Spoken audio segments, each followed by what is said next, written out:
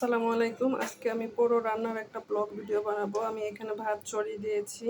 এখানে আমি মাছ এবং মাংস দিয়ে দিয়েছি। আমি আজকে মাছ মাংস রান্না করব। আমি মাছটা আলু টমেটো দিয়ে রান্না করব। আমি এগুলো কেটে কুটে নেব। এই যে ওগুলো কাটতে কাটতে আমার ভাতটা হয়ে গেছে। এখানে আমি ভাতটাকে গড় দিয়ে নেব। এই যে আমি সব কেটে কুটে রেডি করে নিলাম। আমি এই যে মুরগিটার সঙ্গে এই আলুটা দিব এবং আমি মাছের সঙ্গে এই আলুটা দিব। আমি আলুটাকে ভেজে সুন্দর করে রান্না করব। আমি আলু এবং মাছ দুইটাকে হলুদ মরিচ দিয়ে মাখিয়ে নিলাম। এগুলোকে আমি এখন ভাজবো। আমার মাছটা ভাজা হয়ে গেছে, মাছটা আমি উঠাই নেব। আলুগুলোকে আমি ভাজা নেব। আলু ভাজা নিলে আলু থেকে খুব সুন্দর তরকারিতে একটা গ্রান আসে এবং তরকারিটা অনেক স্বাদ হয়। আলুটা ভাজা হয়ে গেছে, আলুটাকে এখন নামিয়ে নিব। আমার মশলাটা কষানো হয়ে গেছে, আমি এখন মাছ চড়িয়ে দিব। এটাতে দিয়ে দিলাম আলুগুলো। আলুটাকে আমি একটু নাড়াচাড়া দিয়ে মশলার সঙ্গে মিশিয়ে নেব।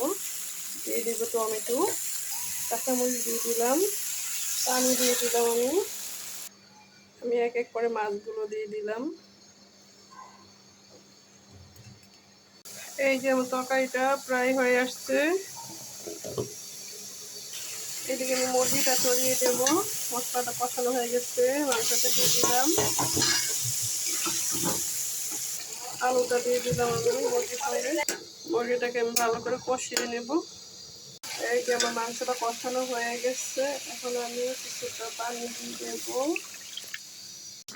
এই যে আমার মাছের তরকারিটা হয়ে গেছে, ধনিয়া পাতা দিয়ে দিলাম। ধনিয়া পাতা দেওয়াতে তরকারির কালারটা আরো সুন্দর হয়েছে। মাশাআল্লাহ, আলহামদুলিল্লাহ, আমার রান্না শেষ।